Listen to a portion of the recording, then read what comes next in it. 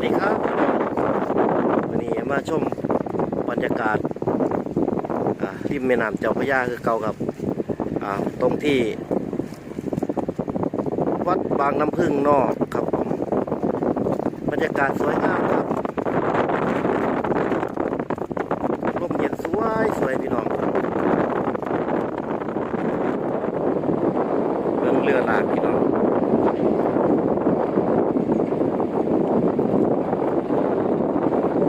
ไปแล้วทั้งเทิงหมดแล้วบรรยากาศดีลมแห้งครับพี่น้อง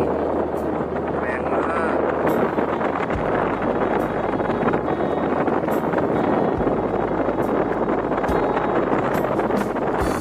วัดบางน้ำพึ่งนอก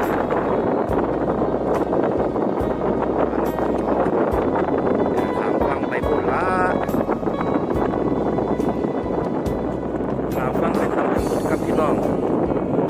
นั่นก็คือวัดบางน้ำนอกครับฟังครับเห็นพวกบางน้ำนอกข้ามฟังไปนี่ก็ไปเจอแยกสมภารพุทธตรงไปก็จะเป็นแยกบางหน้าเด้อพี่น้อง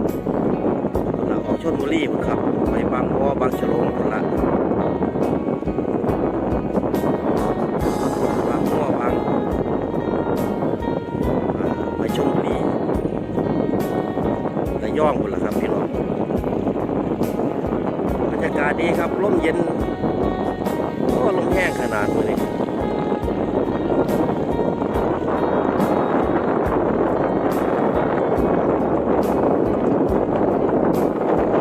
เสียงเรือครับว้าวไปแล้วเรือหน่อยพี่น้องเห็นเรือคิ้วเสียงลมสีดังแน่เลยพี่น้องเห็นอย่างน้อยกลางแม่น้ำหาปลาบ่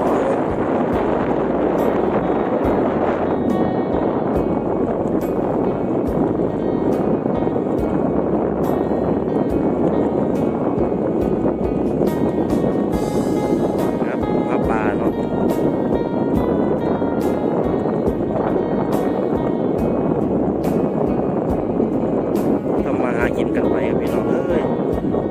เศรษฐกิจบ้านเมืองพอดีช่วงนี้ลงคายบ่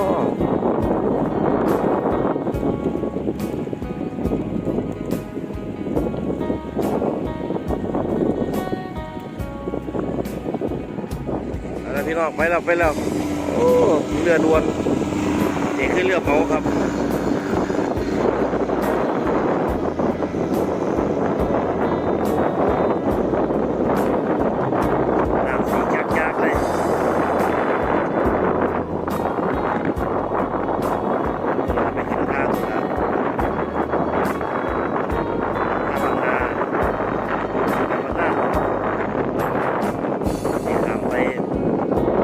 มีรถเมล์รถยังไงไปบางคนครับหลายสายครับคนขายบอกว่าใหญ่ขาย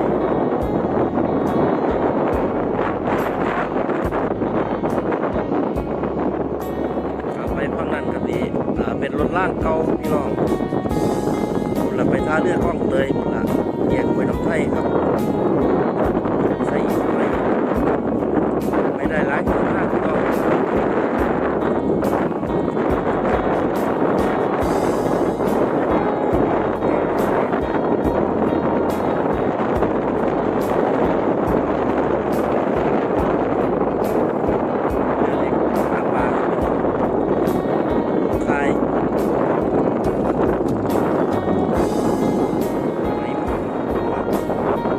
ด่างก็เป็นยุบานก็ว่าไหลด่างเนื้อแนวนี้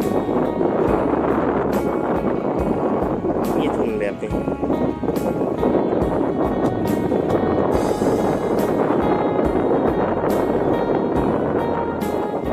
ลมแห้งครับพี่น้องลมแห้ง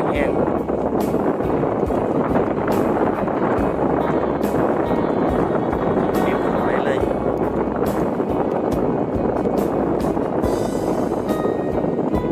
สวยๆพี่น้องอยู่หม้องนี้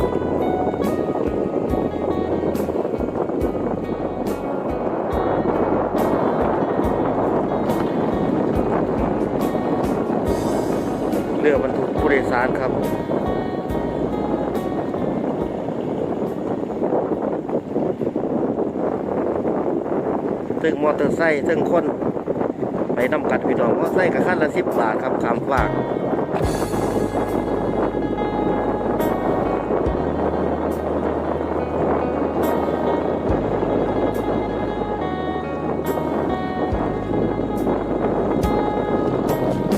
เขาคุ้งๆข้างหน้าก็จะเป็นลูกกันน้ำมันเพราะว่าพี่น้องเขาเป็นแมนลูกกันของอยากก็จำผิด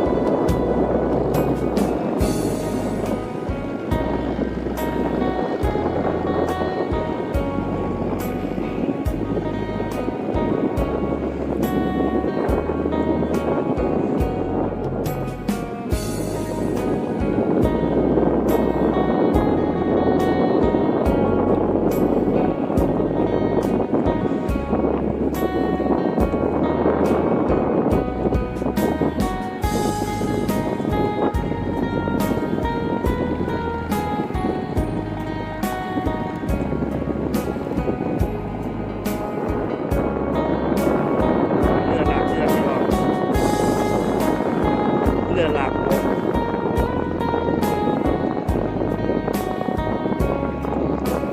ดูกี่อย่างเนาะลำหลัง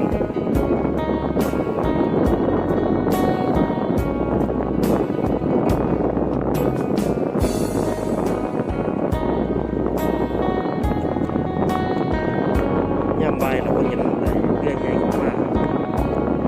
ของย่ำซ้ำกับย่ำแรก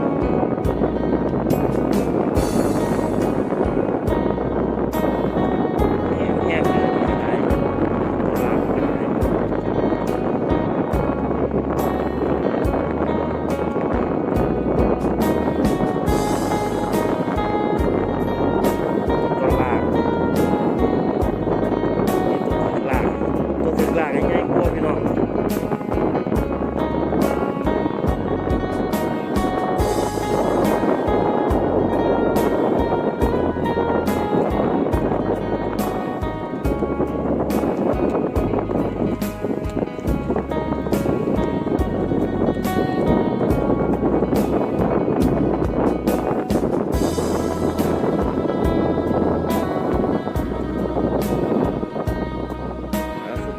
ขอจบคลิปเพียงสติเด้อพี่น้องสวัสดีทุก